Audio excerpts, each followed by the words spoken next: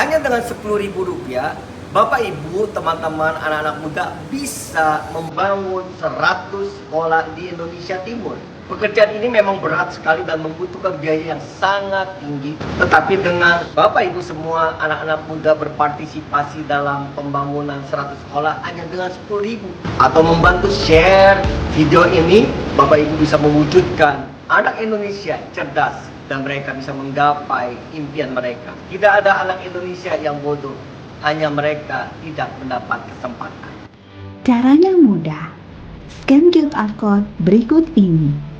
Atau kunjungi www.rumahjunior.org. Setelah itu klik tombol donasi. Kemudian klik tombol donasi sekarang. Lalu pilih nominal yang diinginkan. Bagi Bapak Ibu, teman-teman anak muda ingin berpartisipasi menjadi sahabat Rumah Junior, bisa menghubungi Instagram di bawah ini, nomor di bawah ini, informasi yang lengkap. Dengan cara apa? Dengan meminta kepada sekretariat kami mengambil 1 akrilik atau 2 akrilik, saudara bisa bertemu pemilik toko baju, pemilik restoran, dan menerangkan informasi program Yayasan Rumah Junior. Atau saudara mau jadi sahabat Rumah Junior dengan memberikan WA, WhatsApp Blast. Setiap 3 bulan atau 2 bulan kita mengirimkan dan membantu mempromosikan kegiatan kita. Terima kasih dan salam peduli Indonesia. Halo Om dan Tante, sekarang Om dan Tante bisa membeli kaos Spirit of Sharing untuk anak-anak dengan harga Rp75.000. Informasi lengkapnya, salam peduli Indonesia.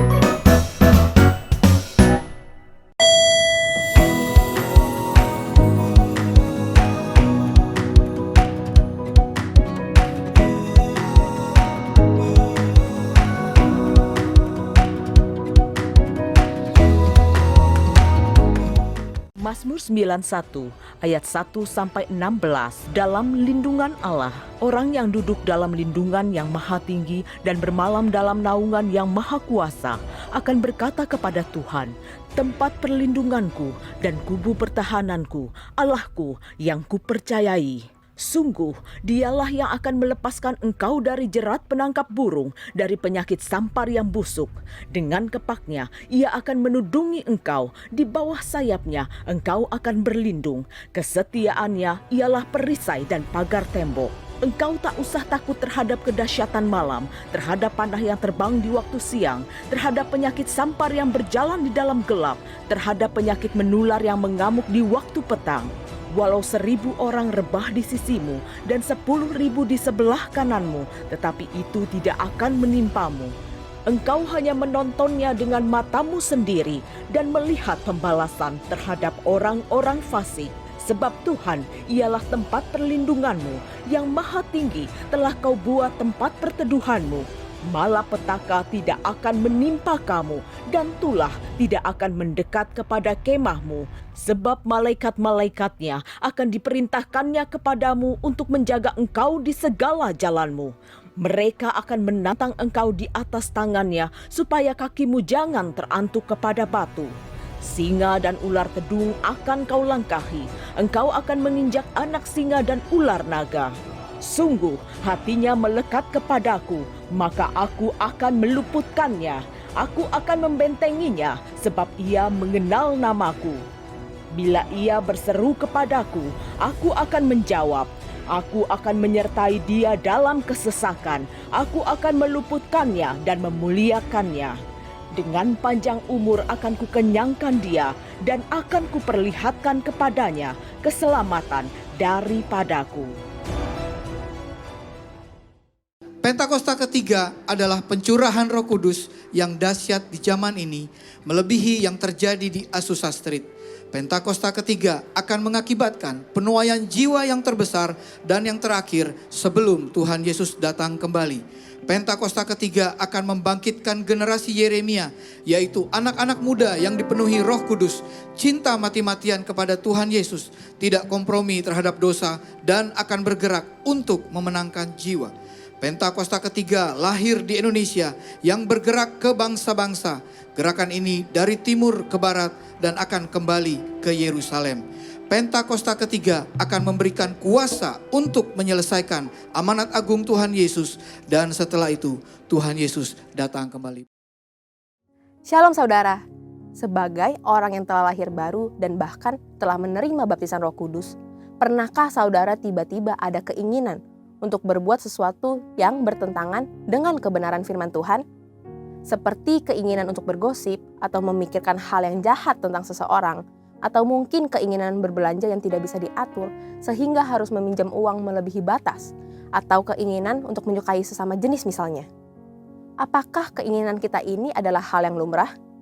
Bagaimana caranya kita membedakan keinginan kita dengan keinginan ilahi?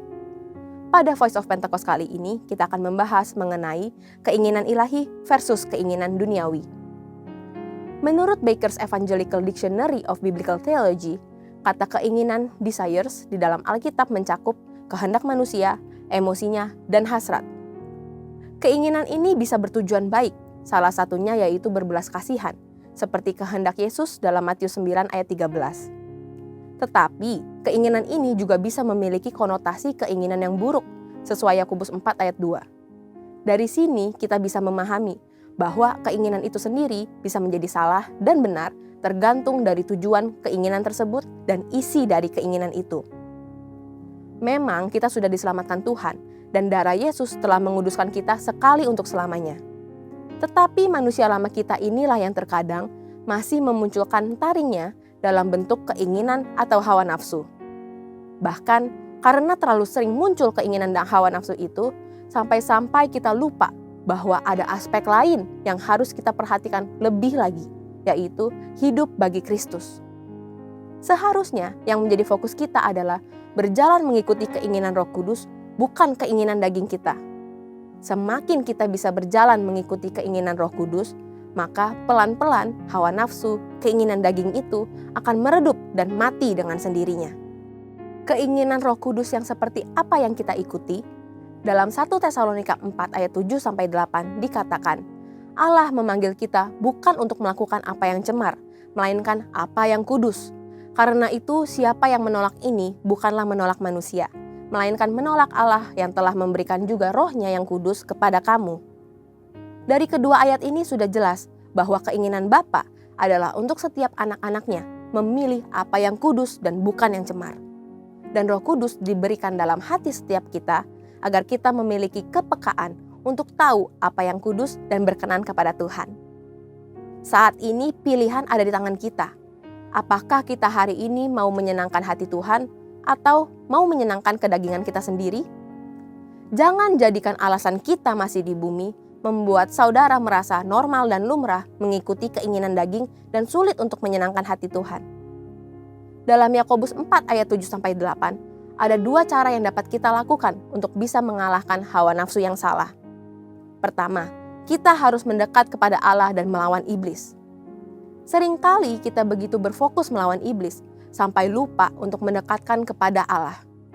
Kalau kita menyadari betapa indah dan nikmatnya hadirat Tuhan, maka tidak ada respon lain selain kita mau mengejar hadiratnya. Kedua, kita tidak boleh mendua hati. Satu sisi ingin hidup secara duniawi dan sisi lain ingin hidup kudus. Kalau kita meremehkan kekudusan Tuhan dan bermain-main dengan dosa, maka hati dan pikiran kita tidak bisa merasakan damai yang sesungguhnya. Jadi saudara, keinginan yang duniawi ini bisa saja sekali-kali muncul dalam hati kita. Tetapi kita memiliki pilihan untuk tidak mengikuti keinginan duniawi itu dan menjadi dosa. Ayo kita berserah kepada kuasa Roh Kudus supaya kita bisa dimampukan untuk bisa hidup mengikuti keinginan Tuhan. Saudara, untuk penjelasan lebih lengkap dari tim teologi kami, silakan buka link yang ada di atas atau scan QR Code yang tersedia. Tuhan Yesus memberkati.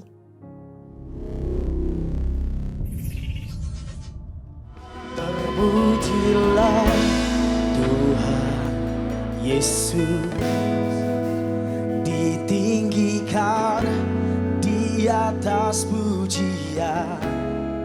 Amin, amin. Dari dalam lubuk hatiku ku sujud dan berterima kasih. Angkat tanganmu, kata, terpujilah Engkau Tuhan mulia, ditinggikan. Oh, dari dalam lubuk hatiku, ku sujud dan berterima kasih. Berikan tepuk tangan yang mulia bagi Dia. Come on. Terpujilah Tuhan Yesus, ditinggikan di atas pujian. Dari dalam lubuk hatiku, ku sujud dan berterima. Lebih lagi, terpujilah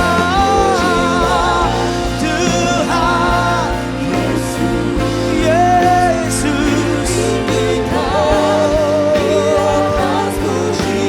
dari dalam lubuk hati, dari dalam lubuk hatiku, ku sujud dan berterima kasih. Dari dalam lubuk hatiku, ku sujud dan berterima kasih. Katakan lebih lagi, dari dalam lubuk hatiku, ku sujud dan berterima kasih. Haleluya, haleluya, haleluya, haleluya. Yesus, Tuhan Engkau baik. Bukannya sekedar lirik lagu yang kami nyanyikan, ini sungguh dari lubuk hati kami yang terdalam. Pengakuan iman kami bahwa Engkau Allah yang selalu akan kami sembah. Kami bersyukur ya Tuhan untuk setiap kemurahan-Mu dalam kami. Nyatalah janji-Mu bahwa Engkau bertahta di atas setiap pujian umat-Mu. Kami alami Engkau lebih lagi Tuhan saat ini. Dan kami rindu mendengar suara-Mu. Ajar kami, nasihati kami, supaya hidup kami lebih efektif. Hidup kami ada dalam rencana-Mu, kehendak-Mu dan agenda-Mu. Sehingga Engkau dipermuliakan lewat hidup kami. Urapi hamba-Mu, Roh Kudus bekerja. Kami siap, berfirmanlah dalam nama Yesus. Haleluya, semua katakan amin. Tepuk tangan sekali lagi bagi Tuhan kita yang ajaib. Silakan dulu Bapak Ibu Saudara. Shalom. Kita ada karena kemurahan Tuhan. Yang sadar hidupnya karena kemurahan Tuhan bilang yes. Yang sadar hidupnya ada karena kemurahan Tuhan bilang haleluya. Kita akan sama-sama belajar tentang kemurahan Tuhan. Kita ada karena kemurahan Tuhan. Katakan amin. Kita ada karena kemurahan Tuhan. Bapak Ibu Saudara tahu kemurahan Tuhan yang terbesar dalam hidup kita, berkat materi yang dahsyat Pak Binsar dalam saya. Oh bukan. Kemurahan Tuhan yang terbesar dalam hidup kita, oh kesehatan yang luar biasa dalam hidup saya. Oh bukan. Saya mau kasih tahu sama saudara, ini kemurahan Tuhan yang terbesar dalam hidup kita. Kemurahan Tuhan. Bukan kemahalan loh, kemahalan ya. Kemurahan. Karena memang kalau ngomong harga ya mahal banget saudara. Dan kalau ngomongin harga kita gak akan bisa beli, kita gak akan bisa capai, kita gak akan bisa raih. Kebaikan Tuhan tuh mahal banget saudara. Makanya muncul kata kemurahan. Tapi kemurahan itu bukan murahan. Kemurahan bicara tentang sesuatu yang gak bisa saudara jangkau. Sesuatu yang gak bisa saudara raih. Sesuatu yang gak bisa saudara gapai. Tapi justru itu Tuhan berikan kepada kita. Itu namanya kemurahan saudara. Makanya orang yang alami kemurahan dan sadar hidupnya karena kemurahan Tuhan pasti gak akan sombong. Pasti gak akan megahkan dirinya. Kalaupun dia bermegah di dalam Tuhan. Tahu saudaraku kemurahan Tuhan yang terbesar dalam hidup kita? Oh berkat materi yang dahsyat dalam saya Pak Binsar, bukan. Oh saya sehat, oh bukan. Lancar usaha bisnis saya, oh bukan. Pelayanan saya diberkati, oh bukan. Saudara, kemurahan Tuhan yang terbesar dalam hidup kita adalah, perhatikan. Ketika dia berkorban dan rela mati buat kita. Ketika dia mengampuni kita. Ketika dia membenarkan kita dan kita diselamatkan. Ada yang setuju dengan saya? Yang setuju dengan saya bilang amin. Ini kemurahan Tuhan yang terbesar buat kita. Nggak selesai sampai di situ, saudara. Dia memulihkan kita, dia mengangkat kita menjadi anak dan menjadikan kita rekan sekerja. Aduh, siapa kita? Kita dijadiin rekan sekerja Tuhan. Dan dia melayakkan kita. Kemurahan Tuhan yang terbesar dalam hidup kita adalah ketika kita diselamatkan dan ketika kita dilayakkan oleh Tuhan. Ini gak bisa kita raih, ini gak bisa kita jangkau, ini gak bisa kita beli. Makanya kata yang muncul adalah kemurahan Tuhan. Tapi kemurahan Tuhan gak murahan, saudara. Kemurahan Tuhan muncul karena saudara dan saya nggak bisa menggapai, nggak bisa mencapai, nggak bisa membeli itu dengan apapun yang ada dalam hidup saudara. Kita sudah menjadi orang yang berdosa. Alkitab bilang semua manusia berdosa. Sudah kehilangan kemuliaan Allah dan upah dosa adalah maut. Tapi puji Tuhan di dalam Kristus Yesus kita ngalami kemurahan Tuhan. Saya percaya kita semua udah tahu dasar kekristenan ini, bukan? Nah, pertanyaan saya sekarang, mau nggak saudara merespon kemurahan Tuhan ini? Jangan hanya asik-asik doang, wow gue ngalami kemurahan Tuhan nih. Aku ngalami kemurahan Tuhan nih, luar biasa kemurahan Tuhan, dahsyat, aku diselamatkan, aku dilayakkan bukan karena perbuatan, bukan karena hebat aku. Semua karena anugerah, semua karena kasih karunia. Bukan hanya kagum dengan itu aja Bapak Ibu Saudara. Kita harus merespon kemurahan Tuhan itu. Kekristenan adalah respon. Kekristenan bukan sebuah cara, sebuah langkah-langkah yang diatur untuk kita bisa mencapai surga. Kekristenan bukan itu saudara. Kekristenan bukan sebuah aturan supaya kita bisa masuk surga. Bukan, karena enggak ada satupun manusia dengan perbuatannya, dengan langkah yang dia buat, dengan planning yang dia rencanakan, dia bisa masuk surga. Enggak ada. Kita semua sudah berdosa. Sementara orang masuk surga enggak boleh ada dosa sekecil apapun, setitik apapun enggak boleh. Kekristenan itu respon. Kekristenan itu jalan hidup yang isinya respon. Respon terhadap apa? Respon terhadap kemurahan Tuhan. Makanya orang Kristen dengar baik, kau melakukan perbuatan baik, kau hidup dalam kebenaran, bukan supaya kau masuk surga. Karena kau dan aku sudah dijamin masuk surga. Saudara, katakan amin saudara. Jadi kita mengerjakan hal yang baik, kita mengerjakan kebenaran, kita hidup di dalam Tuhan, bukan supaya masuk surga. Kita melakukan itu karena kita sudah dijamin masuk surga. Itu yang disebut respon. Respon itu lebih tulus daripada persyaratan. Itu saudara. Saya punya anak nih. Anak saya suruh untuk pindahin sepatu saya karena sepatu saya belum ada di rak sepatu waktu saya pulang pelayanan. Jadi saya suruh anak saya untuk menaruh sepatu saya di rak sepatu. Saya bilang gini sama Kaleb, anak saya nomor 3. Kaleb, ini ayah kasih uang 100.000 untuk tambahan uang jajan kamu dalam seminggu. Oh kok ayah dikasih 100.000? Kan aku udah dikasih uang jajan 1 minggu ini. Kok ditambahin 100? Ini bonus, ini berkat. Oke Kaleb, Tuhan berkati. Udah. Selesai saya bicara itu, tidak lama kemudian saya minta tolong sama Kaleb. Kaleb please tolong pindahin sepatu ayah dari situ ke rak sepatu. Dia tidak mau, dia udah dapat 100.000. Dia gak mau nih contohnya, enggak mau ayah gak mau. Dia udah dapat 100.000 itu sudah. Jadi mau gak mau dia udah dapat 100.000. Beda dengan gini. Kaleb, ayah udah capek pelayanan dari GMCC Jakarta. Tolong Kaleb, itu sepatu ayah simpen di rak sepatu, nanti ayah kasih 100.000. Saya ulang. Tolong simpenin sepatu ayah itu belum ada di rak sepatu, simpenin di rak sepatu, nanti ayah kasih 100.000. Dia lakukan itu. Yang saya mau tanya sekarang, tulus yang mana? Yang pertama atau yang kedua?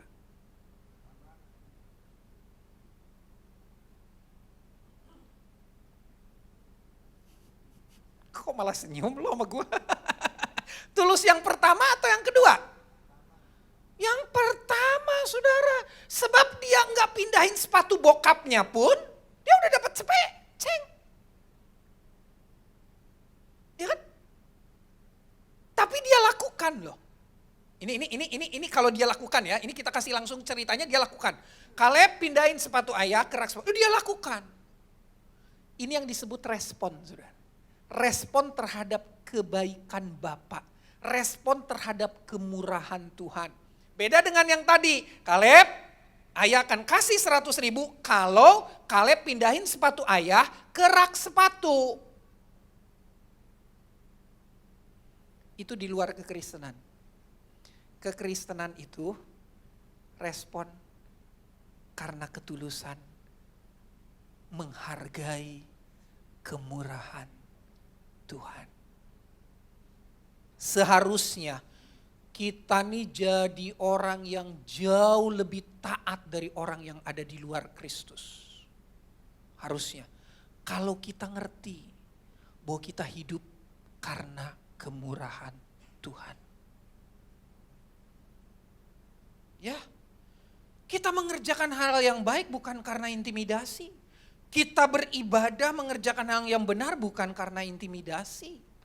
Bukan karena lo kalau nggak mengerjakan yang baik lo nggak diberkati lo. Lo kalau nggak ngerjain yang benar lo masuk neraka lo. Lo kalau nggak ibadah sungguh-sungguh lo nanti hancur lo hidupnya lo. Orang Kristen nggak gitu saudara. Orang Kristen melakukan kebenaran, kebaikan, hal-hal yang menyenangkan Tuhan. Karena merespon kemurahan Tuhan. Oh jauh dari takut. Jauh dari intimidasi. Gak ada itu saudara. Makanya orang-orang yang ada dalam Kristus harus mengerjakan kebaikannya dengan tulus. Dengan sukacita. Dengan hati yang bergembira. Katakan amin Bapak Ibu Saudara. Katakan amin. Harus dengan itu. Bukan dengan ketertekanan. Bukan dengan ketakutan. Enggak. Nah kita mau belajar sekarang, gimana sih cara yang benar untuk kita merespon kemurahan Tuhan. Yang pertama, responlah kemurahan Tuhan dengan Roma pasal 2 ayat 4 menjelaskan kepada kita. Maukah engkau menganggap sepi kekayaan kemurahannya, kesabarannya dan kelapangan hatinya? Tidakkah engkau tahu bahwa maksud kemurahan Allah ialah, apa katanya saudara? Menuntun engkau kepada pertobatan. Yuk kita responi kemurahan Tuhan dengan hidup dalam pertobatan. Pak Binsar terlambat Pak, saya bertobat tahun 2005 Pak. Pak Binsar baru khotbahin sekarang, saya bertobat 2013 Pak. Bapak Ibu anak muda dengar, bertobat itu harus terus menerus. Setiap hari kita evaluasi diri, setiap hari kita harus rindu menjadi pribadi yang jauh lebih baik. Katakan amin saudara. Orang yang bicara di depan saudara ini sejak muda tamat SMA sekolah teologi.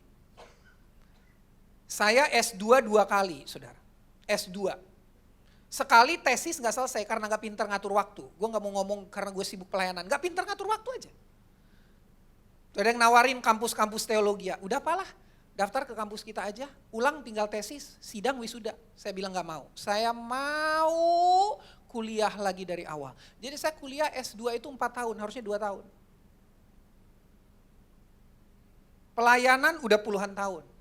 Bapak Ibu, saya mau kasih tahu sama saudara. Setiap hari saya masih harus bertobat. Ini pelayan-pelayan Tuhan ini, tim praise and worship. Apa namanya tadi di GMCC? PPWP, tim PPWP. Ini saudara pikir ini udah malaikat semua? Wajah-wajahnya lihat saudara, wajah-wajah evaluasi ini semua ini. Serius loh, benar gak? Kamu udah sempurna?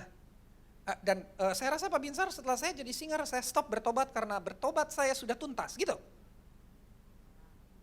Tahu bakso Afung? Ini bukan yang punyanya kok Afung, bukan yang punyanya. Beliau juga saudara, masih saya ngobrol sama Koleo tuh tadi, dia jemput saya di travel, ngobrol. Wah baik banget tuh Koleo sama Yanti itu ngajak saya makan, ngobrol, ngopi. Saya bilang gini sama Koleo, Leo, apa sih pengajaran firman Tuhan yang sekarang kenceng buat kamu? Pak Binsar, saya ditegur Tuhan. Saya kurang pintar ngisi waktu-waktu yang ada dengan hal-hal yang lebih baik, lebih berguna.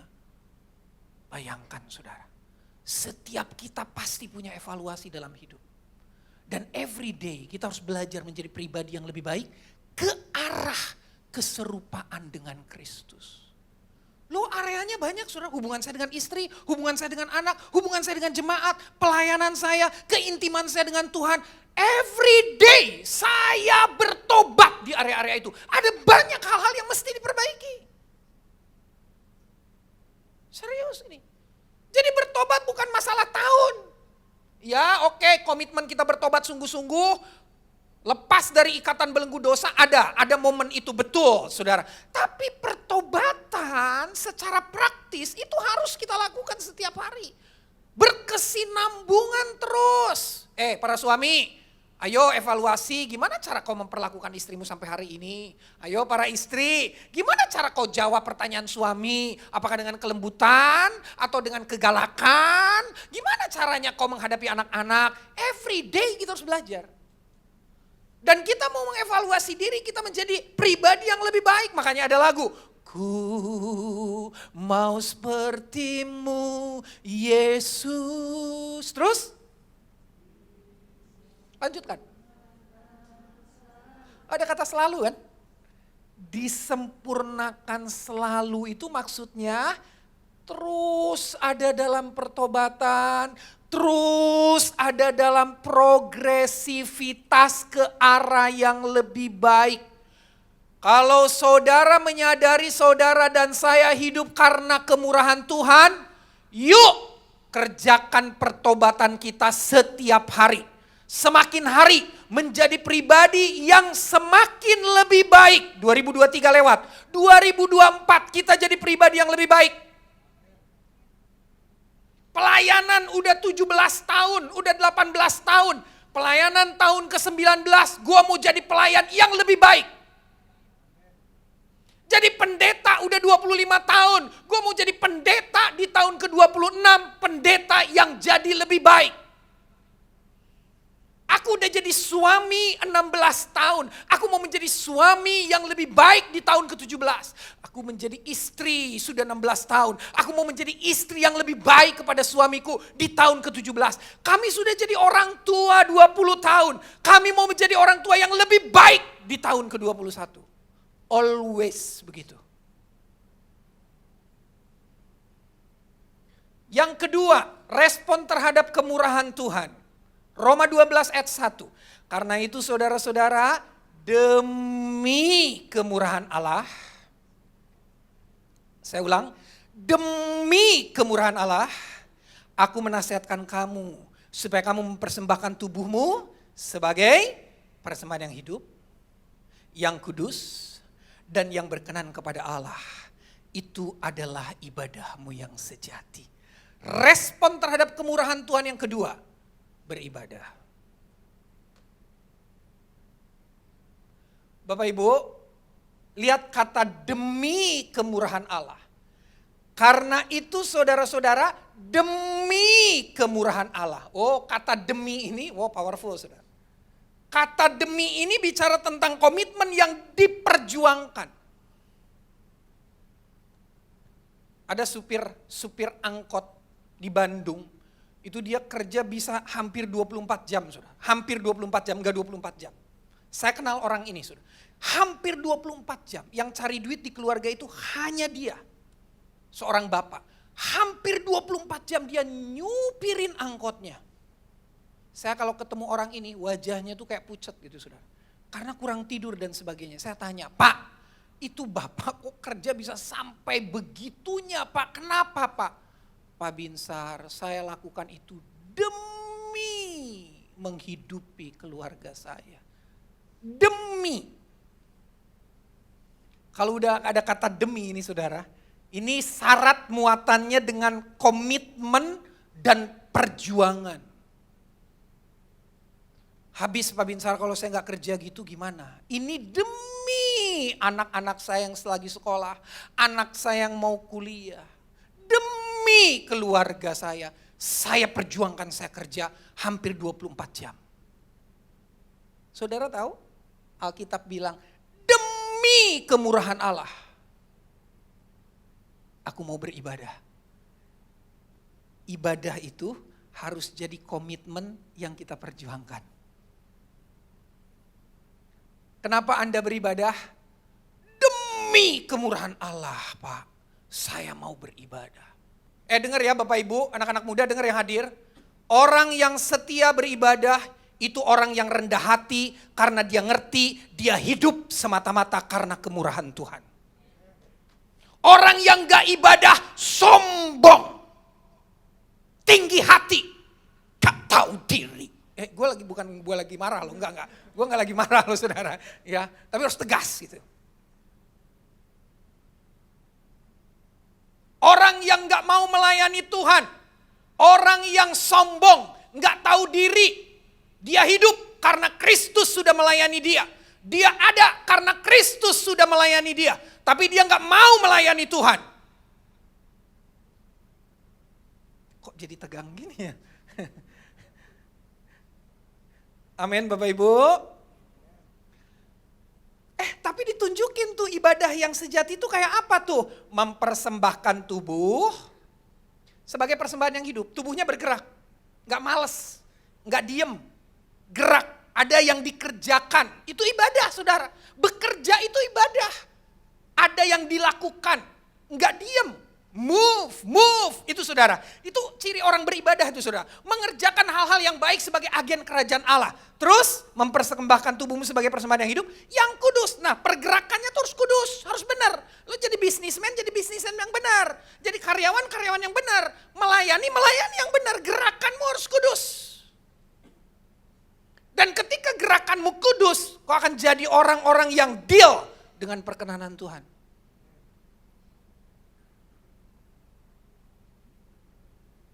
Itu ibadah yang sejati. Tapi ibadah datang ke gereja ini juga dihargai Tuhan. Kita mau follow up ibadah kita yang rajin datang ke gereja, ke gedung gereja ini dengan ini. Mempersembahkan tubuh kita menjadi persembahan yang hidup, kudus, dan ada dalam perkenanan Tuhan. Haleluya. Bisa bilang haleluya saudara? Haleluya, amin saudara. Amin saudara.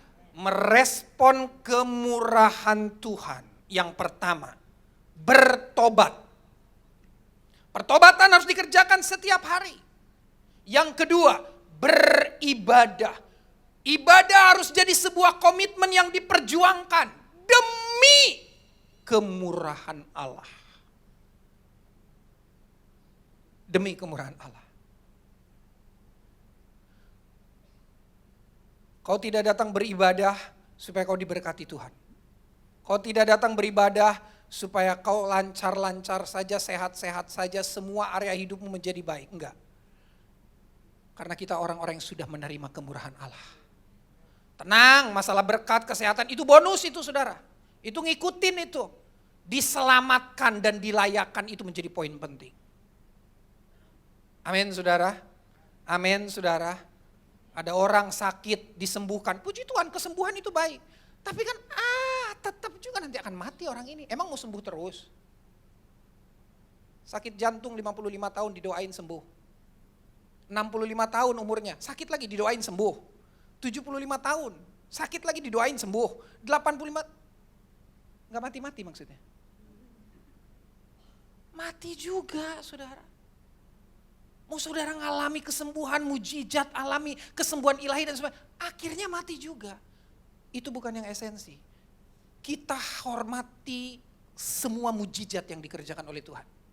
Tapi ingat baik, poin yang terutama, kita diselamatkan dan dilayakkan oleh Tuhan. Yuk bertobat, yuk beribadah. Dan yang terakhir, yang ketiga, bagaimana cara kita merespon kemurahan Tuhan. 2 Korintus 9 ayat 13, surat Paulus kepada jemaat di Korintus. Dia bilang begini, dan oleh sebab kamu telah tahan uji dalam pelayanan itu, mereka itu siapa? Yang dilayani.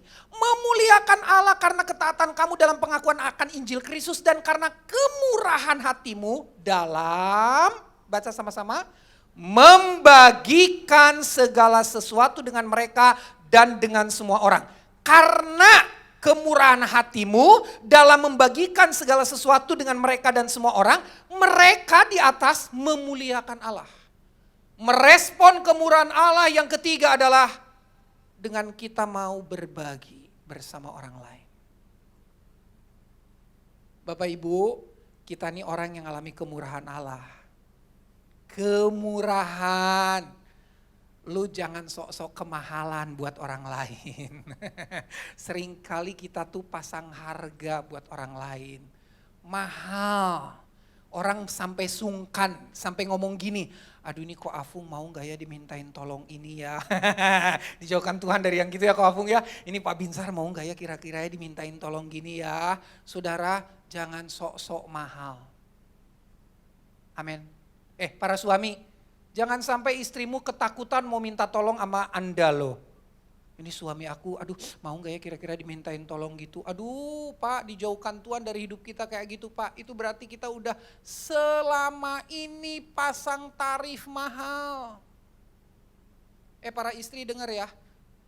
Jangan sampai suami bilang, aduh ini istri aku mau gak ya kalau aku arahin kayak gini ya. Itu berarti selama ini kau sudah pasang tarif mahal. Anak-anak, dengar anak-anak muda. Jangan sampai orang tuamu sungkan untuk minta tolong sama engkau. Dengar ini anak-anak muda. Ada anak-anak muda di sini, angkat tangan dulu. Anak-anak muda yang belum married, angkat tangan. Angkat tangan, ini penting, ini penting. Angkat tangan, yang di belakang, ada? Angkat tangan. Dengar ya, anak-anak muda dengar ya. Jangan sampai orang tuamu untuk minta tolong sama engkau sungkan. Ada tuh. Bu, minta tolong aja Bu sama si A. Kita ngomong ke anak, aduh Pak, jangan Pak, aduh jangan Pak, dan jangan Pak, gemetar saudara. Saya bilang ada apa? Bertobat anak-anak muda. Kalau engkau jadi anak muda yang seperti itu, dalam nama Yesus. Enggak ada anak-anak muda yang seperti itu. Orang tua, jangan pernah juga kesungkanan itu menguasai engkau untuk engkau minta tolong sama anak-anakmu. Langsung tengking dalam nama Yesus. Jangan karena anak-anakmu pinter, anak muda bisa menghasilkan penghasilan yang besar, kau jadi sungkan untuk menyuruh mereka dan minta tolong sama mereka. Supaya anak-anak kita terima berkat. Alkitab bilang, hei anak-anak, hormatilah dan taatlah kepada orang tuamu, supaya engkau panjang umur dan berbahagia di muka bumi ini.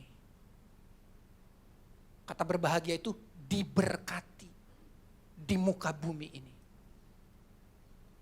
Yuk Bapak Ibu teman-teman anak muda, kita ngerti bahwa kita adalah orang-orang yang sudah mengalami kemurahan Tuhan. Jangan kemahalan dong kita ini buat orang lain saudara.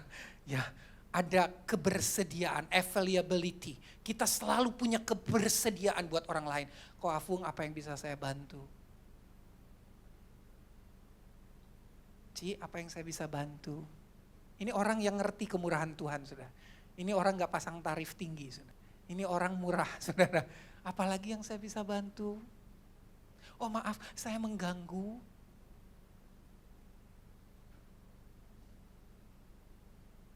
Ada satu jemaat yang dipuji oleh Paulus. Namanya jemaat Makedonia. Ini dipuji banget sama Paulus. Direkomendasikan untuk kita tiru. Jemaat Makedonia adalah jemaat yang tidak kaya. Jemaat ini jemaat yang sangat sederhana, saudara. Mau tahu apa yang dialami dan dikerjakan oleh jemaat Makedonia? Yuk kita lihat 2 Korintus pasal 8 ayat 1 sampai 5. Saudara lihat Alkitab saudara masing-masing tidak ditampilkan di screen. Coba kita lihat 2 Korintus 8 ayat 1 sampai 5. Judulnya pelayanan kasih. Saudara-saudara, kami hendak memberitahukan kepada kamu tentang kasih karunia yang dianugerahkan kepada jemaat-jemaat di Makedonia. Wow, ini Paulus lagi cerita nih tentang jemaat Makedonia. Ayat 2, selagi dicobai dengan berat dalam pelbagai penderitaan, sukacita mereka meluap dan meskipun mereka sangat miskin, namun mereka kaya dalam kemurahan. Aku bersaksi bahwa mereka telah memberikan menurut kemampuan mereka, bahkan melampaui kemampuan mereka. Dengan kerelaan sendiri mereka meminta dan mendesak kepada kami supaya mereka juga beroleh kasih karunia untuk mengambil bagian dalam pelayanan kepada orang-orang kudus. Ayat 5. Mereka memberikan lebih banyak daripada yang kami harapkan. Mereka memberikan diri mereka pertama-tama kepada Allah. Kemudian oleh karena kehendak Allah juga kepada kami. Perhatikan ayat 1 ya. Saudara-saudara, kami hendak memberitahukan kepada kamu tentang kasih karunia yang dianugerahkan kepada jemaat-jemaat di Makedonia. Ini powerful. Saya jujur agak terbelalak waktu saya baca. Kasih karunia yang dianugerahkan kepada jemaat-jemaat di Makedonia. Udah kasih karunia, dianugerahkan lagi. ini keren banget. Udah kasih karunia, dianugerahkan. Ini double porsi loh saudara. Ini berkat double loh saudara. Nah, kenapa jemaat Makedonia ini saudaraku disebut oleh Paulus menjadi jemaat yang mengalami kasih karunia yang dianugerahkan? Karena jemaat ini selagi dicobai dengan berat dalam pelbagai penderitaan, sukacita mereka meluap. Ini jemaat yang kasih karunia dianugerahkan kepada mereka. Jadi Bapak Ibu, ketika Bapak Ibu, Saudara ada dalam pelbagai penderitaan hari-hari ini, tapi dalam hatimu, dalam rohmu muncul sukacita yang meluap, kau adalah orang yang dimana kasih karunia itu dianugerahkan kepadamu. Tante, Om, kenapa tante sama om teh nih senyum. Kita tahu pergumulan tante sama om teh berat. Ci, kok kenapa Cici sama Koko teh kayaknya teh melayani semangat, terus udah kita teh tahu pergumulan Cici sama Koko teh berat, bla bla bla. Itu karena ada kasih karunia yang dianugerahkan. Kenapa jemaat ini disebut mengalami kasih karunia yang dianugerahkan? Yang kedua, karena meskipun mereka sangat miskin, namun mereka kaya dalam kemurahan. Nah ini, kita mau belajar berbagi dari jemaat ini. Ini powerful jemaatnya. Meskipun mereka sangat miskin, namun mereka kaya dalam kemurahan. Tahu saudara apa yang dikerjakan oleh jemaat Makedonia ini? Kan jemaat Makedonia ini jemaat yang disebut kasih karunia yang dianugerahkan kepada mereka. Julukan jemaat ini adalah jemaat yang dimana kasih karunia dianugerahkan kepada mereka. Saudara tahu apa yang mereka lakukan? Mereka memberi menurut kemampuan mereka, bahkan melampaui kemampuan mereka dan lebih dari yang diharapkan. Bukan jemaat kaya, bukan jemaat hebat, tapi waktu mereka mau membantu orang-orang di Israel, jemaat di Yerusalem, saudara jemaat di Yerusalem itu jemaat yang paling tertindas karena Yerusalem itu pusat peribadatan orang Yahudi. Jadi kekristenan di situ ditindas habis saudara di Yerusalem itu. Nah jadi saudaraku Paulus itu lagi menggalang dana untuk ngebantu orang-orang yang berkekurangan di Yerusalem. Dan saudara jemaat Makedonia ini memberi menurut kemampuan mereka bahkan melampaui kemampuan mereka dan lebih dari yang diharapkan. Contoh, mereka kasih sebagian uang dan mereka kasih sebagian materi untuk menggalang dana, untuk menggalang bantuan kepada jemaat-jemaat yang berkekurangan. Mereka punya uang sekian, mereka punya materi sekian, Alkitab bilang tapi mereka memberi lebih dari kemampuan mereka. Dan mereka juga memberi diri mereka, waktu mereka, tenaga mereka, itu yang dimaksud dengan lebih dari kemampuan mereka. Mungkin uang gak banyak, materi gak banyak, tapi waktu mereka, tenaga mereka, mereka mau bagikan kepada orang-orang yang berkekurangan. Apalagi yang mereka lakukan? Dengan kerelaan sendiri mereka meminta dan mendesak untuk dapat ambil bagian dalam pelayanan kepada orang-orang kudus. Loh mereka rela datang ke para rasul. Tolong dong para rasul kami direkrut dong, kami mau dong ada dalam pelayanan diakonia ini. Ya pelayanan untuk orang-orang berkekurangan itu kan pelayanan diakonia kan. Kami mau dong, kami juga mau jadi tim. Teman-teman Bapak Ibu perhatikan. Paling sulit loh rekrut orang untuk pelayanan diakonia itu karena ngurusin orang susah. Urusannya juga susah saudara. Saya gembala, saya ngerti banget. Pelayanan diakonia itu pelayanan yang paling ngabisin duit dan yang paling menyita hati dan pikiran saudara. Tapi lucu jemaat Makedonia ini dengan kerelaan sendiri mereka meminta dan mendesak untuk dapat ambil bagian dalam pelayanan kepada orang-orang kudus. Wonderful. Itu keren. Makanya Paulus merekomendasikan jemaat ini nih dalam hal berbagi. Dan yang terakhir saudara, apa yang dilakukan oleh jemaat Makedonia ini hebat banget jemaat ini saudara. Mereka memberikan diri mereka pertama-tama kepada Allah, kemudian oleh karena kehendak Allah juga kepada kami atau para rasul hamba Tuhan. Perhatikan, ini saya kasih note, penting ini. Memberikan diri kepada Tuhan pasti akan membuat kita peduli kepada pekerjaan Tuhan yang di dalamnya ada hamba-hamba Tuhan dan jiwa-jiwa yang akan ditolong. Mau merespon kemurahan Tuhan? Saudara udah ngerti kemurahan Tuhan dalam hidup saudara apa? Udah ngerti ya? Diselamatkan dan dilayakan. Mau merespon itu? Atau hanya kagum doang? Atau hanya terpukau doang, saudara? Mau merespon itu? Satu, bagaimana caranya? Ada dalam pertobatan setiap hari. Katakan amin. Jadilah pribadi yang lebih baik. Yang kedua, beribadah. Ibadah harus jadi komitmen yang diperjuangkan. Yang ketiga, belajar berbagi. Kita gak boleh terlalu mahal buat sesama kita. Kita selalu murah buat sesama kita. Sehingga orang gak sungkan minta tolong sama kita. Sehingga orang gak sungkan ngerepotin kita. Jadi kalau ada orang bilang gini, aduh maaf merepotin ya. Langsung saudara cut, gak ada merepotkan. Tuhan udah jauh lebih repot saya bikin. Tuhan udah jauh lebih repot.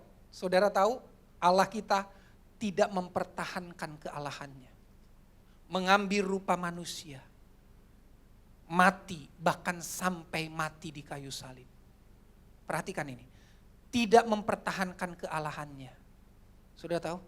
Ini bicara tentang orang yang mau berbagi itu harus punya ini, prinsip ini. Tidak mempertahankan apapun. Enggak egois, ini harus jadi keputusan hidup. Dan Yesus mengambil rupa manusia, ini bicara kerendahan hati, ini harus jadi gaya hidup. Dan kemudian dia mati, bahkan mati di kayu salib. Ini rela berkorban, ini cara berbagi hidup. Saya ulang. Dia tidak mempertahankan kealahannya. Ini kehidupan yang gak egois. Tidak mempertahankan apapun dalam hidupnya. Ini harus jadi keputusan hidup kita. Yang kedua, dia merendahkan diri mengambil rupa manusia. Ini kerendahan hati. Ini harus jadi gaya hidup kita. Dan kemudian dia mati, bahkan mati di kayu salib. Ini bicara tentang rela berkorban. Dan ini satu-satunya jalan untuk kita bisa berbagi hidup. Yuk punya keputusan hidup yang benar, punya gaya hidup yang benar, dan berbagi hidup. Tuhan Yesus memberkati, selamat merespon kemurahan Tuhan. Ada satu lagu, liriknya bilang gini, oleh karena apa? Kita mau ngaku lewat lagu ini ya. Kita akan nyanyikan lagu ini, pemain musik nanti akan tentukan chordnya. Oleh karena apa? Kemurahan Tuhan. Yes, terus? Benar. Saudara dan saya sadar itu, bukan? Lagi. Oleh kebaikan. Ya, Tuhan Yesus, terima kasih. Yuk kita bangkit berdiri. Ulang lagi dari awal. Bilang. Oleh karena kemurahan Tuhan. Oh, responlah kemurahan Tuhan itu, saudara.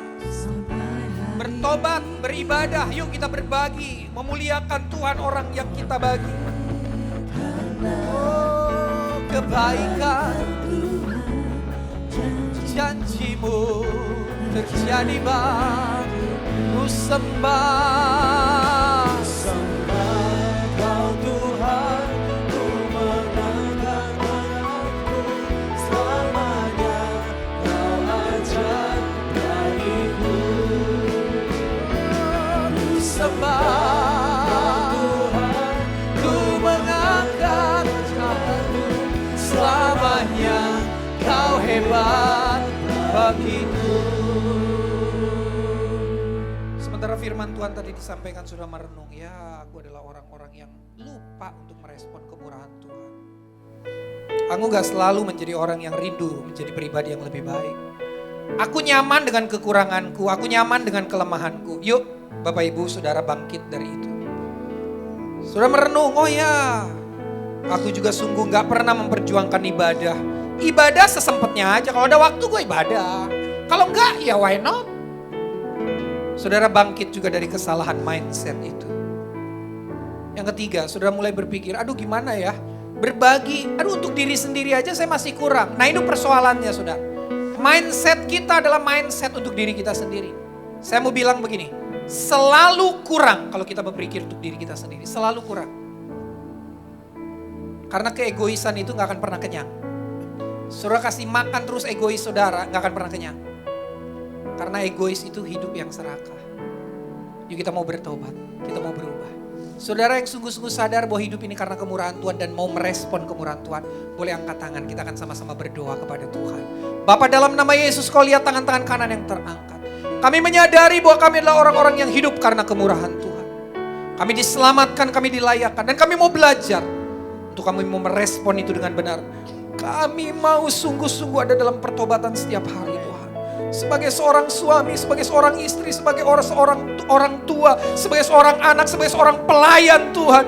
Kami mau terus ada dalam pertobatan setiap hari, menjadi pribadi yang lebih baik. Kami mau beribadah sungguh-sungguh, mempersembahkan tubuh kami menjadi persembahan yang hidup, kudus dan berkenan di hadapan Tuhan. Dan kami mau belajar berbagi. Kami mau sadar bahwa kami bukan pemilik, kami adalah pengelola. Kami adalah pengurus, gak ada yang bisa kami pertahankan. Kami dipanggil Tuhan, kami tidak akan bawa sesuatu apapun. Kami datang ke dunia ini tidak membawa sesuatu apapun. Segala sesuatu berasal dari Tuhan, oleh Tuhan, dan bagi Tuhan. Dalam nama Yesus, oleh kekuatan firman Allah, jadilah orang-orang yang merespon kemurahan Tuhan. Haleluya, semua katakan amin.